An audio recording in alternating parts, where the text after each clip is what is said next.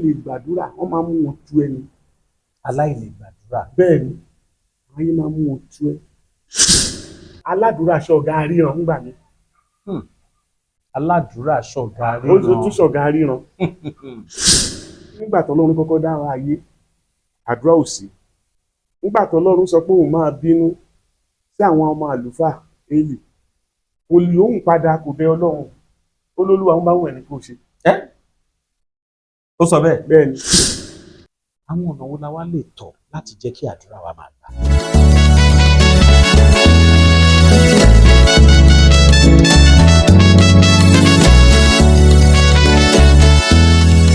Wòlíì ta máa ń wà pẹ̀lú wọn láti bí ọjọ́ mélòó kan la tún wà pẹ̀lú wọn lónìí. Bí àwọn ọ̀rọ̀ kan bá rújú la máa ń tọ̀ wòlíì wá. Àwọn tó bá sì gbàgbọ́ nu wòlíì má jèrè wòlíì.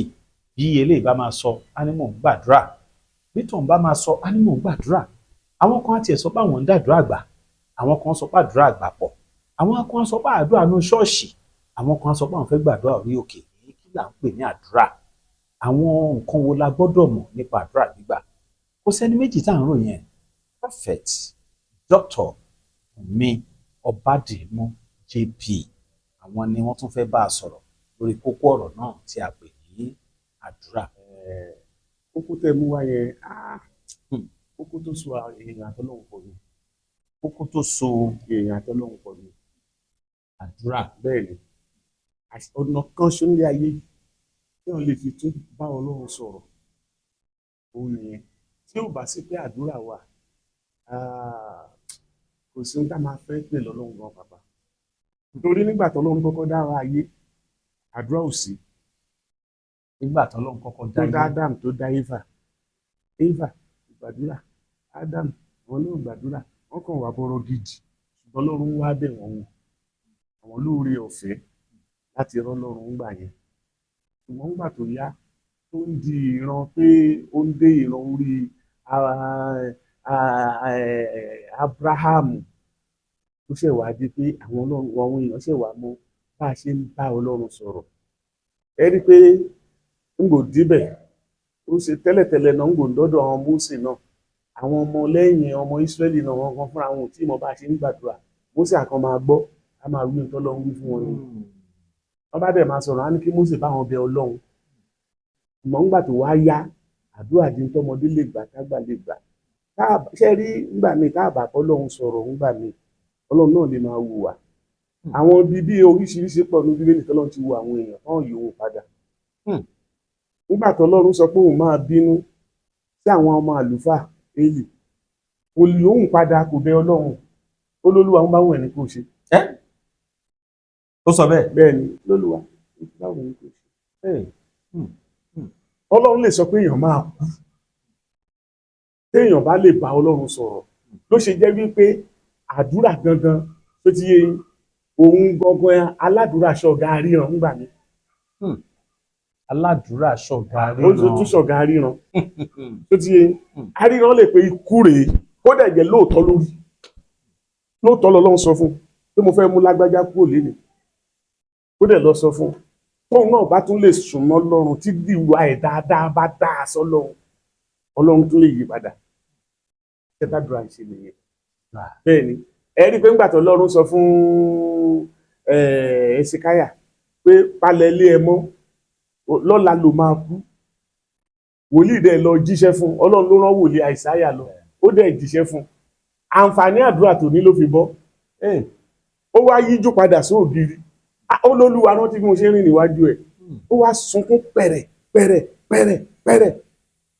Ọlọ́run wá sọ pé wòlíì wọn náà tán padà lọ sọ fún pé kò ní kú mọ́, kò fọdún mẹ́ẹ̀ẹ́dógún kọ́dún ẹ̀. Iṣẹ́ tàdúrà ń ṣe nìyẹn. Ó ti pẹ́ tí Ábúráhámù náà ti ń wá ọmọ ológo, ṣùgbọ́n kò fàdúrà kún. Bẹ́ẹ̀ ni nígbà tó wọ nǹkan bíi 90 something ló ṣẹ̀ wá sọ pé Olúwa èmi ń lọ, ṣémi ni mo lè wà ní fún lọ́mọ irú mi, máa wá lọ láìṣe pé mo lọ́mọ. Àwọn ọmọ tíbí tó fún mi yẹn kọ́ ni àdéhùn tèmi àti ẹjọ́ ṣe. Olúwa wá ṣẹ̀ wá dá lóhùn wípé o máa bímọ, àwọn ọmọ ẹ máa dàbí ìràwọ̀ ojú ọ̀run. Aláìlè gbàdúrà wọ́n máa mú wọn tú ẹni. Aláìlè gbàdúrà. Bẹ́ẹ̀ ni ayé máa mú wọn tú ẹ. kódà ṣé báwo la ṣe fẹ́ mọ̀ tàdúrà bá máa gbà? Ẹni Ọlọ́run ìbéèrè sí wa lákòókò kan wa àdúrà tá a bá gbà láì rí aríhàn tọkàn wa bá ti gbàdúrà ìgbà ká fi gbàgbọ́ gbà. Ṣùgbọ́n tá a bá sì ń gbà lọ tí ọkàn wa bá sì ń takò wá ká má ìdàkẹ́. Ó ní ẹ máa gbàdúrà títí ayọ̀ yín máa fi kún. Nígbà tí Jésù wá dé àṣírí àdúrà wá hàn rekete. Jésù ló wá sọ pé ẹ béèrè a ó fi fún yín. Ó ní ẹ̀yin kò tí ì béèrè títí di ìsinsìnyí. Ó mọ̀ pé gbogbo ọgbà kan kò sí kárúbọ sọ́lọ́run nǹkan ní àdúrà gbà pé òun Olúwa gan tiẹ̀ kọ́ Mósè bọ̀ ṣe máa gbàdúrà nígbà yẹn pé àdúrà yín ò gbọdọ̀ jì lọ kí Olúwa kó bù sí fún yín kó ṣojú ẹ̀ kó mọ́lẹ̀ sí yín lára kó máa bójú tó yín láti ìsinsìnyí lọ àti títí láéláé. Àdúrà wọn jù yẹn lọ ńgbà yẹn. Mọ ọmọlẹ́yìn Jésù náà tún wá rí i pé pọnkan ti ń yan wọ́n tún wá béèrè lọ́wọ́ Jésù pé báwo ni ká ṣe máa gbàdúrà. Ó tún wá sọ fún wa pé bàbá àti ń bẹ lọ́wọ́ inú yẹn kẹ̀dẹ̀rẹ̀ àti kó gbogbo ẹ̀tàn gbà wá lọ́wọ́ bìlìsì dárí ẹ̀ṣẹ̀ wa jì wá má ṣe fà wá sínú ìdánwò fún wa lóúnjẹ òòjọ́ wa lónìí jáde tún wá. Àdúrà ti pé síbẹ̀. Ó ti pé síbẹ̀. Ọ̀dà àdúrà nù ilé ìjọsìn, àdúrà àdágbà, àdúrà orí òkè, kí lẹ fẹ́ sọ sáàrin yẹn? Gbogbo ẹ̀ náà ló ń gbà.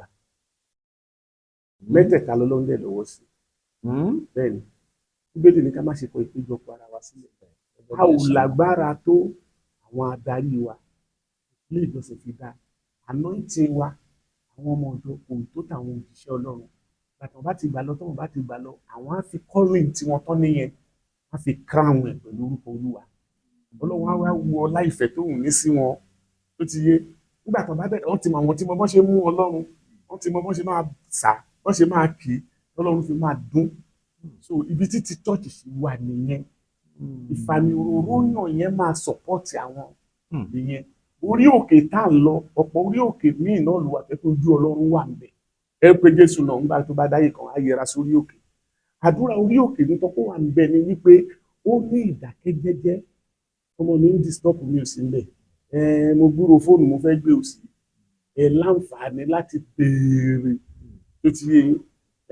Àdúrà nínú yàrá Jésù náà fọwọ́ sí. Ó ní ẹ wọ yẹ̀wù yín lọ ẹ tilẹ̀kùn yín. Ó ní ẹ pé bàbá yín tó ń bẹ ní ìkọ̀kọ̀ bàbá yín tó ń bẹ ní ìkọ̀kọ̀ á dá yín lóhùn ní gbangba. Gbogbo ẹ̀ lọ́lọ́run ń làjà. Àdúrà òbí ńkọ́?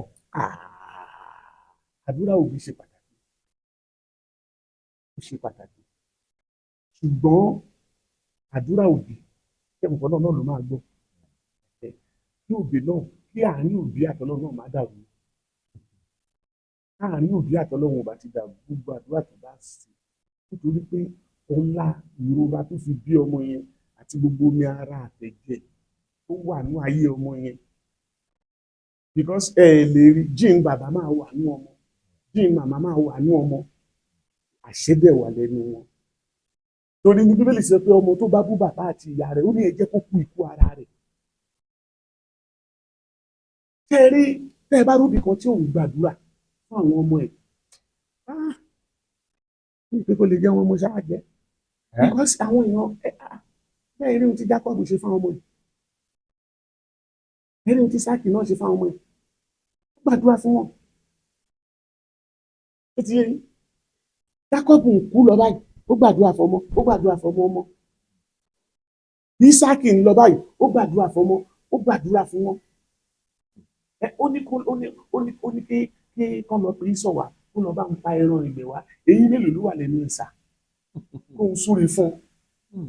Ṣùgbọ́n torí ìyá yẹn mọ pàtàkì àdúrà ìgbẹ́ kárí gbogbo ọmọkùnrin yẹn tó dé bàbá ẹ̀ létí lọ wọ́n lọ gbà lọ́wọ́ ẹ̀ súre fún un. Ṣùgbọ́n ọmọ náà tún dé bú síbi ìsọ̀ ní bàbá mi.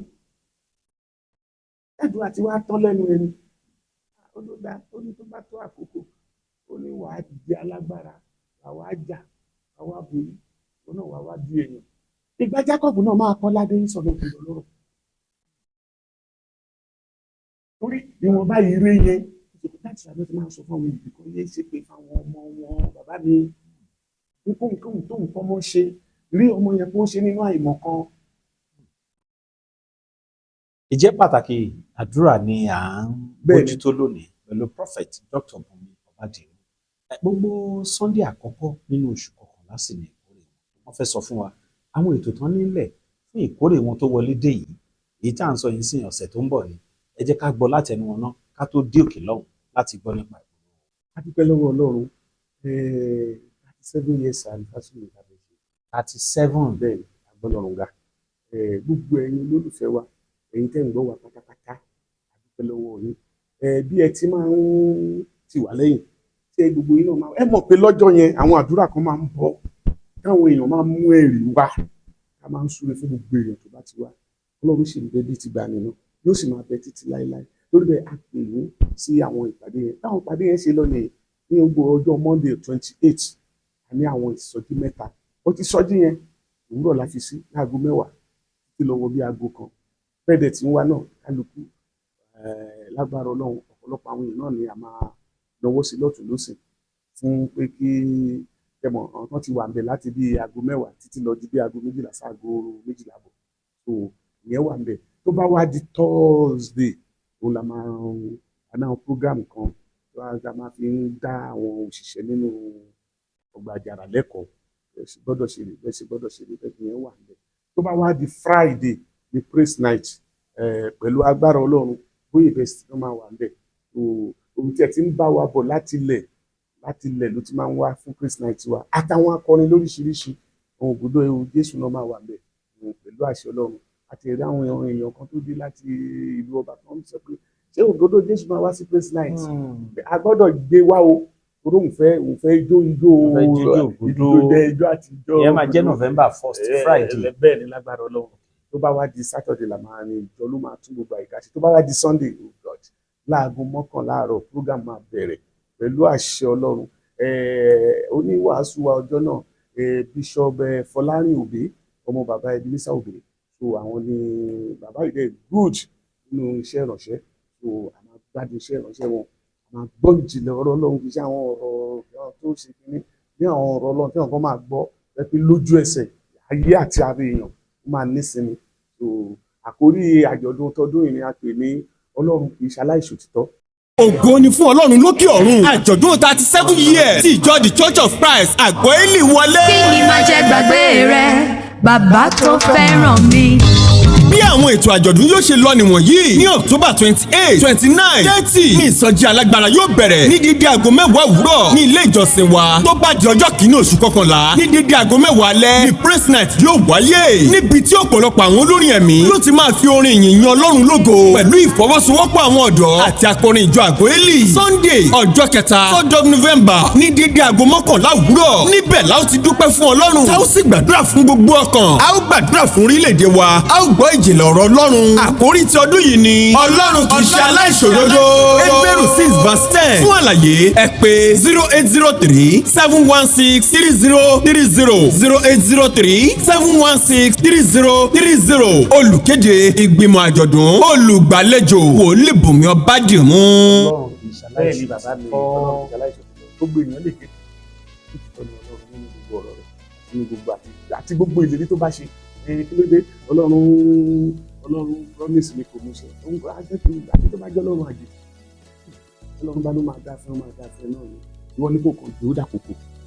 So Ọlọ́run kì í ṣaláìṣe òtítọ́ pẹ̀lú àṣẹ Ọlọ́run. Ọjọ́ yẹn àdúrà máa ń wáyé oríṣiríṣi la máa rí gbà ní ọjọ́ Sunday yẹn Ọlọ́run dẹ̀ máa bá wa pàdé lórí Ọlọ́run lóyún lórí ọjọ́ yẹn a ò yẹ rí táǹtà ìṣe náà nìyẹn.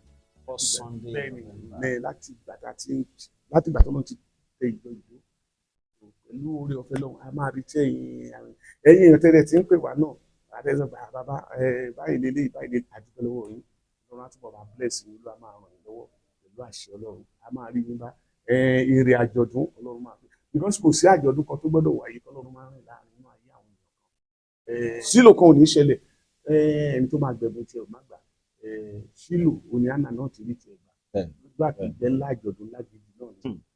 Àwọn ọ̀nà wo la wá lè tọ̀ láti jẹ́ kí àdúrà wa máa gbà? A gbọ́dọ̀ jẹ́ nínú lórí àpò lè wà nínú ìṣe ní ká máa rí ìwé rúùmù sọ ìdákejì èèyàn dẹ̀ gbọ́dọ̀ máa ṣàánú agbára tó wà nínú àánú ṣíṣe kò lóyún wọn sà. Àwa máa ń rí program yìí àwọn nǹkan tẹ́yìn ń ṣe àdúrà ẹ bá gbà ó máa lọ torí pé ọkàn ìṣòro la máa mú sanra ó ní ẹ fi fún ni á fi fún yín òṣùwọ̀n tẹ bá fi wọn la máa fi wọn fún yín aláwọ̀ kan àtìmọ́lẹ̀ tó torí bẹ́ẹ̀ ó ní fún aláàánú lòun ó farahàn fún aláàánú fún ẹni wíwọ́ lòun ó farahàn fún òróró tó téèyàn bá ń ṣàánú àdúrà máa ń yára gbà tán gidi ìdàkejì kéèyàn máa gbà wò níwọ̀n bá gbà rẹ̀ bá ṣe mọ́ ó máa fi àwẹ̀ ṣe rí àwẹ̀ máa ń sọ èèyàn di ó máa mú yàn ṣàfẹ́ṣẹ̀ èmi mọ àwọn èèyàn tó yẹ pé Wednesday kò sí ń tẹ̀lé gbé lọ fún ọ lọ́jọ́ ohun tó ń jẹ tán jẹ báyìí jẹ láyé wọ́n dẹ̀ ti ń bàbọ̀ tó ń sọ̀rọ̀ ohun tó mẹ́wàá Thursday àwọn kan mú Monday làwọn kan mú tiwọn Friday làwọn kan mú ọjọ́ kan yẹn ní ò pọ̀jù sá láti yà sọ́tọ̀ kéèyàn máa fi bá Ọlọ́run kó máa béèrè ohun tó fẹ́ ìwọ lóhùn kó ṣe rere ìdí tó fẹ́ gbọ́dọ̀ fi gbàdúrà nìyẹn tẹ́ ń gbọ́ mi kì í ṣe gbogbo ẹni tó hùn ló fẹ́ kó dáa fún ẹ ìwọ ló máa fàdúrà sọ fún Ọlọ́run lọ́wọ́ báyìí mo fẹ́ kó ṣe bọ́lọ́n bá dá májẹ̀mú fún ẹ̀kan bó bá fẹ́ gbàgbé rán lọ́run létí. Pẹ̀ládùrà. àbí yes bàbá mi. ẹ sọ báyìí. ìwọ ẹ sọ fún mi báyìí ọjọ́ tí ń lọ rántí mi Olúwa. kódà àǹfààní wo ló wà nù kí wòlíì wa máa gbàdúrà fún mi. àǹfààní ẹ̀kọ́ ẹ mọ̀ yìí pé ṣe rí kò sí tí wọ́n bá gba ìdàlọ́wọ́ èèyàn ìdàgbà mọ́ ẹnìkan náà ló máa gbà fún padà wọ́n bá gbadà lọ́wọ́ èèyàn àwọn nǹkan ló máa gbà mọ́ ẹnìkan ló dẹ̀ máa rọ́tọ̀ mú lẹ́yìn tó máa bá gbà tó ti yẹ wọ́n tún lè gbà fún padà bí àwọn wòlíì ṣe wà ní ìfàmìróróyàn ìpè wọn ìfarajì wọn ìgbàwẹ̀ wọn ju tẹni tó fẹ́ gbàdúrà fún lọ èèyàn fẹ́ wọn ju ti àwọn ẹni tó fẹ́ gbàdúrà fún lọ àti bí ẹnìyàn bá fẹ́ gbàdúrà fún náà bá ṣe jẹ́ sí wọn ìgbà ní àwọn tẹ́ rí yẹn wòlíì ò rí wọn àwọn oore tán ti ṣe fáwọn wòlíì yẹn tí ẹ rí tá à ń pè ládùúgbà ni pé ẹ̀mí tó ń gbénú àwọn ti lágbára machine tí wọ́n ti lágbára tó ti yé so ẹni tí ni Jésù sọ pé ẹni tí ọmọ bá dáríjì bàbá ti dáríjì so àwọn àǹfààní tó wà ń bẹ nìyẹn tí wòlíì bá ti ń súre fún yàn tó ń gbàdúrà fẹ́ nìyẹn ẹ máa ṣọ́ àwọn tó bá ń ṣe dáadáa ní Ọlọ́run. àwọn tó bá ṣe ìdàkejì náà. ẹ máa ṣọ́ wọn. wọ́n ń palẹ̀mọ́ fún ìkórè tó máa bẹ̀rẹ̀ ní ọjọ́ Monday tá à ń wò yìí níwájú yìí ẹ̀yin náà lè darapọ̀ mọ́ wọn níbo nílé ìjọsìn wà. ilé ìjọsìn wa wà ní àdàtàn káwọ̀ọ̀ṣì ní Abẹ́òkúta lógùn state bí ibikíbi tí wọn bá ti dé l'Abẹ́òkúta tẹ́ńtàn wọn bá ń ṣàjòjì o ẹ bá ti sọ pé ẹ lọ sí Church of Christ. bákan náà lórí àwọn social media handle wọn àgbélì ẹ ti máa rí ń bẹ̀ bí nǹkan bá ṣe wá lọ lọ́jọ́ òkórè wọn ẹ máa rí lórí fọ́nrán wa náà lágbára Ọlọ́run.